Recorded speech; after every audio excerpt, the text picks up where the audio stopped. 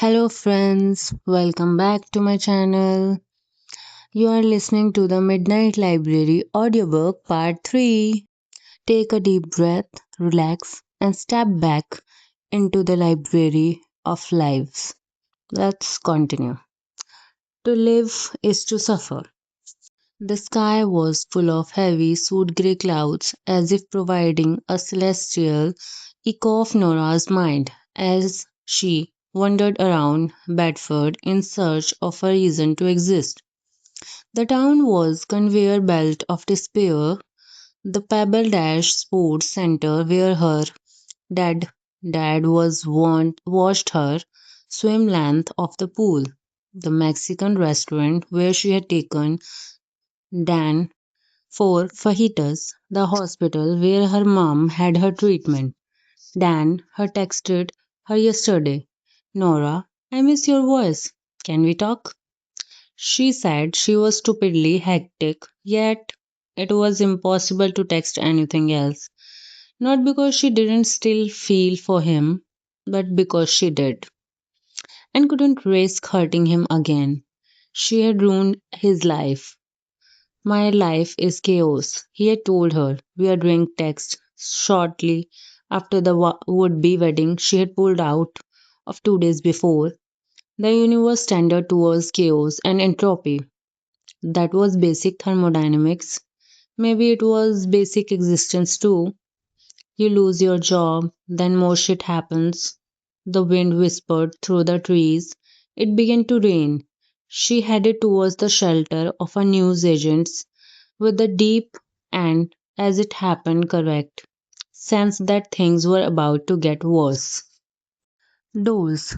Within the space of a slow blink, she saw her father's ghost in her mind's eye, staring at his stopwatch as if he was waiting for her to reach him. Her eyes opened and she entered the newsagent's.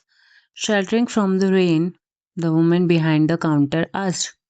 Yes, Nora kept her head down, her despair growing like a weight she couldn't carry, and National Geographic was on display. As she started now at magazine cover, an image of a black hole, she realized that what she was, a black hole, a dying star collapsing in on itself. Her dad used to subscribe. She remembered being enthralled by an article about Bird, the Norwegian archipelago in the Arctic Ocean. She had never seen a place that looked so far away.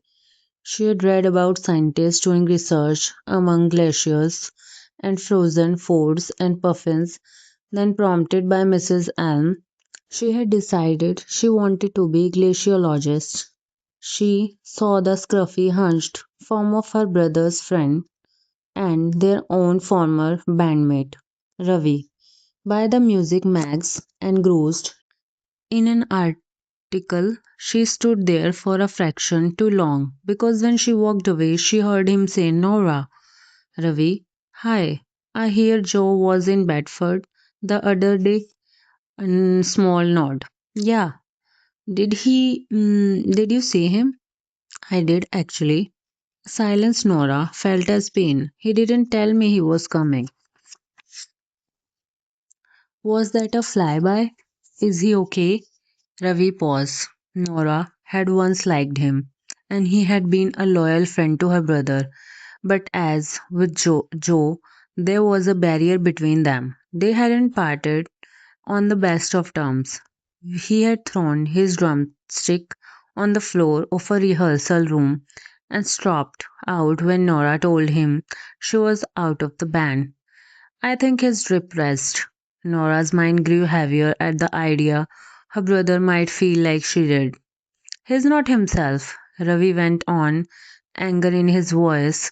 He's going to have a move out of his shoebox in Shepherd's Bush. What the him? Not being able to play lead guitar in a successful rock band. Mind you, I've got no money either. Pub gig don't pay these days. Even when you agree to clean the toilets, even clean pub toilets, Nora, I'm having a pretty shit time too. If we are doing a misery Olympics, Ravi Cuff laughed. A hardness momentarily shadowed his face. The world's smallest violin is playing. She wasn't in the mood. Is this about the labyrinth still? It meant a lot to me and to your brother, to all of us. We had a deal with Universal, right? Their album, singles, tour, promo. We could be Coldplay now. You hate Coldplay. Not the point. We could be Malibu instead Bedford. So no, your brother's not ready to see you. I was having panic attacks. I'd have let everyone down in the end. I told the label to take you on without me. I agreed to write the songs. It wasn't my fault I engaged. I was with Dan. It was kind of a deal breaker. Well, yeah. How did that work out? Ravi, that isn't fair. Fair? Great word. The woman behind the counter gaped with interest. Band don't last. We had been a meteor shower over before we started. Meteor showers are fucking beautiful. Come on, you are still with Ella, aren't you? And I could be with Ella and in a successful band with money. We had that chance right there. He pointed to the palm of his hand. Our songs were fire. Nora hated herself for silently correcting to R to my. And I don't think your problem was stage fright or wedding fright. I think your problem was life fright. This hurts. The words took the air out of her. And I think your problem, she retaliated, voice trembling, is blaming others for your shitty life. He nodded, as if slapped. Put his magazine back. See you around, Nora. Tell Joe I said hi, she said, as he walked out of the shop and into the rain. Please.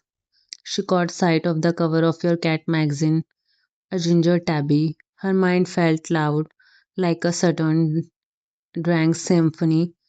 Is as if the ghost of a German composer was trapped inside her mind, conjuring chaos and intensity. The woman behind the counter said something to her she missed. Sorry, Nora said.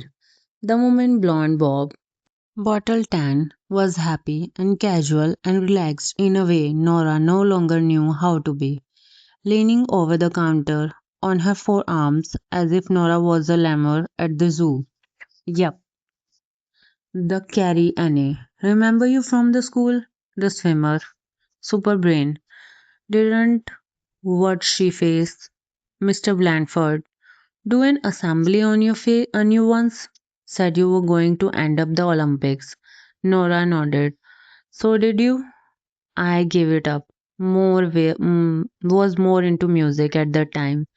Then life happened. So what do you do now? I'm between things. Got anyone then? Block? Kids?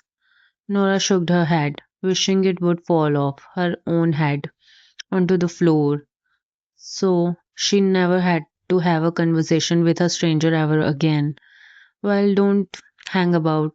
Tick tock, tick tock. I'm 35. She wish Lazy was here. Lazy never put up with any of this kind of shit, and I'm not sure I won't. Me and Jake were like rabbits, but we got there. Two little terrors, but worth it.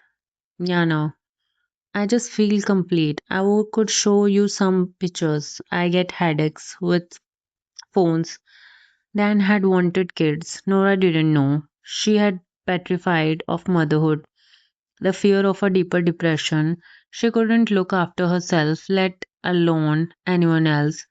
Still in Bedford, Dan. Thought you had been one who got away. I came back. My mom was ill. Oh, sorry to hear that. Hope she had okay now. I better go. But it's still raining. As Nora escaped the shop, she wished there were nothing but doors ahead of her, which she could walk through one by one, leaving everything behind.